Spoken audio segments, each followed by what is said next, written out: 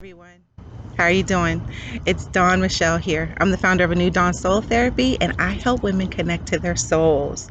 So important. But I'm not going to belabor too long because, y'all, this is the third time I try to do this video. So, whatever message needs to come across to you, and it's difficult for me to do so, it got to be good. So, I'm going to jump right into it. This week's topic for Soul Therapy Thursday that I'm doing on a Tuesday because Thursday is Thanksgiving is how to get through the holidays, right?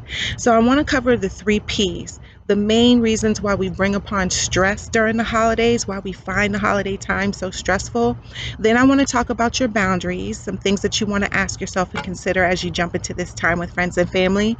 And then I just want to talk a little bit about your story. What is your holiday story? Because it matters. And I'll share a little piece of mine, of course, because that's what I do. Okay, so the 3 P's of why holidays are so stressful: people, plans, and perspective. So the first part, people, right? The reason why we love holidays so much is because we get to gather with people that we love, or people we're supposed to love, people that we're related to, people that we like, whatever that is for you, right? Holidays are a time of gathering. So that means that there's people. We're interacting with people that we may not interact with on a regular basis, people that we have past experiences with, good, bad, ugly, or indifferent. It still brings with it communication patterns and miscommunication patterns. So the people are a very high source of stress for a lot of us. Plans, the second P. Hold on, let me get some water.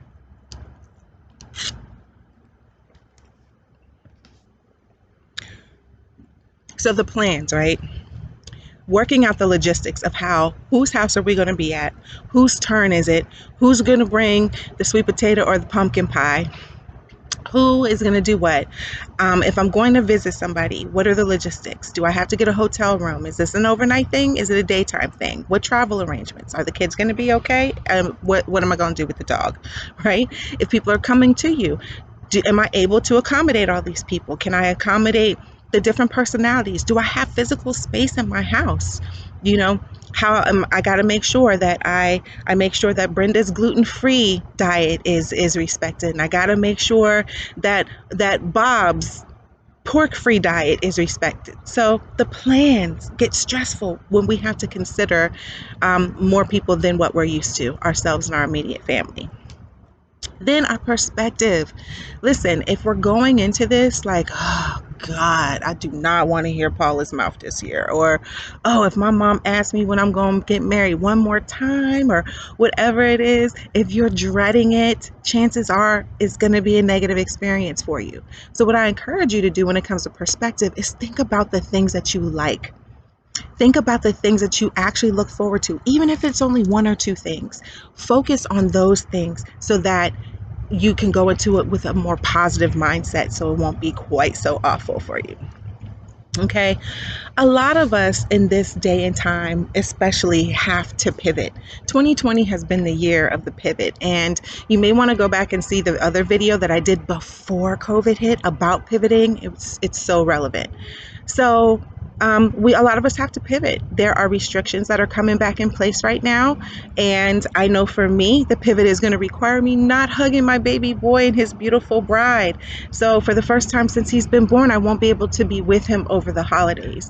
And yeah, that kind of sucks. But remember the perspective thing that I just talked about? I do that myself. So I'm choosing to take on the perspective that we still get to be together virtually. We're going to cook together. We're going to have a meal together. We're going to wear our special pajamas. We're going to watch a movie and play games. All of the things that we would do if we were with each other. Now it just has to be virtually. And I don't know about you, but I am very, very grateful for the technology that allows us to do this. Had to get rid of that pop-up. I'm grateful for that. So that's a perspective that I choose to put in place. And guess what? The people in the plan's already taken care of because it's just going to be my husband and I, and probably our little girl, that are going to physically be together because she still stays with us.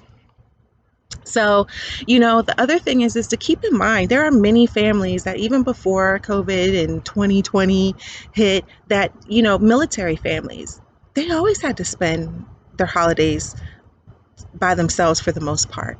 People who are dealing with health issues that are in the hospital, intensive care unit, or in a long term care facility that may have restrictions on who can come and visit them. There's so many people that don't get to do or be with their families the way that they want. So if you happen to be one of those fortunate people that has great family stories, and this is what you look forward to most in the year, just check your perspective and continue to be grateful. Lead with gratitude, and just make the best of it that you possibly can. Why bring on more suffering yourself? Don't do that.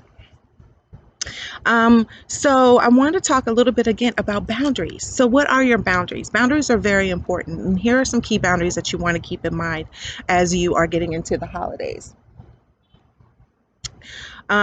So the boundaries concerning your personal space. Are you one that anybody can come up, roll up on you and hug you and pinch your cheeks and poke your belly, tell you how many pounds you done gained this last year? What are your boundaries around personal space? You got to make sure that those are clear to you first and then to others in a nice way. What are your boundaries around your time? If you are one that you love to spend all day and all night with your family because you only get to do so once or twice a year, then do it. Do it. If you're not that person, though, and you only have 90 good minutes up in you to give, do that. What are your boundaries around time? I find that time is one of the variables that I can control. So I can't control time, but I can control my time and who gets it and what I do with it. Um, I tend to focus on that. I can't control the shady, slidey comments that come across. I can't control some of the bigotry that lies within my own family, but I can control how much I endure of it, if I choose to endure any of it at all. Which, by the way, let me pause here. And this is your permission slip that to say you don't have to spend time with anyone around the holidays or any other time for that matter. Your time and your space is yours, and what you choose to do with it is valued. And you need to know that. So the other boundaries are around conversations. What conversations are you okay with having, and which ones do you rather not have? I know for me, I particularly don't enjoy engaging in conversations around politics or religion, especially with people that I don't know well. I find it to be a waste of time and sandpaper that I'm rubbing up against my skin. Oh, very hard. So I only engage in those conversations with people that I'm truly in relationship with, and that are in my inner circle, which are few. Boundaries around being prepared for spending your time and energy around people that you may not be with day in and day out. What does that look like? What do you need to prepare? Do you need to take a day off work before? Do you need to make sure that you indulge in some self-love and some more self-care before and after? So think about that. What are your boundaries around how you prepare and get ready for your holiday season? And I alluded to this already, but your boundaries around replenishing, not continuing. One of the main reasons why I see women in particular struggling around the holiday times is because they are everything for everyone. Everything for everyone. Don't stop that. Stop. You can't keep being that way. That's why you're so stressed out and why you don't actually get to enjoy the holidays. Okay? So,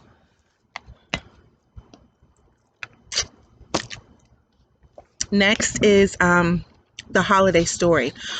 Take some time and think about what your holiday story is. So I'll share a little bit of mine. So I have it right here in my book. So the holidays for me it seemed to be the only time where people at least seemed to be happy in my life, especially the adults. They seem to be happy for a moment or two or maybe three if it's a good day. There was always lots of good food. If we knew how to do anything, it was eat. We would have our turkey, our Puerto Rican picnic ham, rice and gandules, stuffing, mashed potatoes, green bean casserole. You get the point, right? So I think a lot of families actually are able to relate when it comes to food, and that's a beautiful thing. Enjoy that. Most times there were games and we had TV shows and we just had pure fun. There was always tons of laughs because my family is a family full of nuts. From my crazy little sister to my almost always inappropriate stepfather. He always had something to say that wasn't appropriate, but it would make us laugh. These are the memories that make me smile when I think back on them. But ultimately, the happiness always wore off. The beer ran out, or there was too much beer. The smiles turned into scowls, and they were joined by yelling and screaming. And then chaos would eventually ensue and take over. And then the chaos would always give way to violence, violence against each other, one another, violence against the happy kids who were just wanting to be seen and heard. And they would get in trouble. So they would get yelled at and punished or hit. The violence always ended up. And then eventually, a lot of times, the violence would spill over to the neighbors. And yeah, there may or may not have been a gun involved in one or two of these altercations. So that's also where some of my memories come from. The holiday nights never ended the way they began, full of hope, full of joy. They always ended in a bunch of tears and fear, um, and just a wishing that the day was over and we could start over, but knowing that it would be more of the same thing. So I would just feel like I wanted to crawl in a ball and just stay there. Holidays, the thought of holidays with my family would make me start to get physically ill. As I started thinking about it coming up and what it was going to be like, I would start to get physical symptoms of, I just can't do this. I just can't do this anymore. Then, of course, I would tussle with the guilt about feeling that way in the first place, because who feels this way about their family, right? A lot of us do, and it's okay. Ultimately, I came to build my own family through birth, having my own children, and marriage.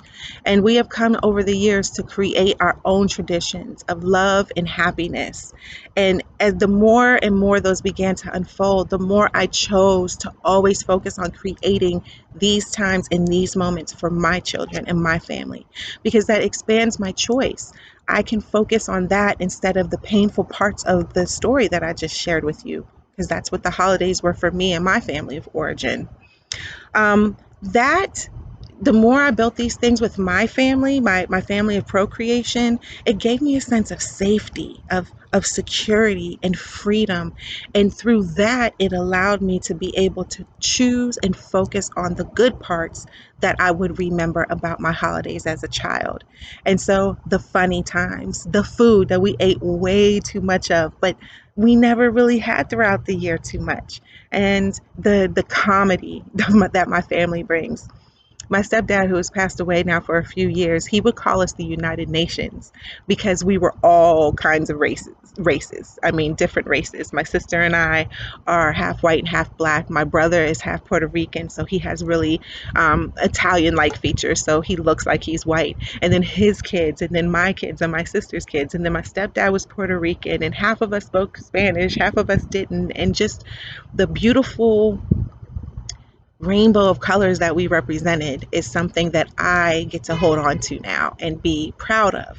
And when you come from a family where you struggle to find those things, wherever you get them and keep them. They're important and they happen to you for a reason. So, what's your holiday story? Take some time and think about your holiday story. Think about the boundaries that you need to put into place, that you really need to give some thought to, and decide, how are you going to get through the holidays this year? It's going to take some perspective shifting, I guarantee you. So, wherever you catch this video, whether you're in the group, whether you catch it on my personal page, the website, or YouTube, leave a comment and let me know some thoughts about what you've heard in this video and what your story is like. So I'm wishing you guys all of the love that I can muster up. I'm sending it to you, all of the light around this holiday season, especially if you struggle and you struggle more with depression around the holidays. I'm sending you so much love to know that you are enough, you are more than enough, and you are loved. All right, y'all. I'll see you next time. Bye.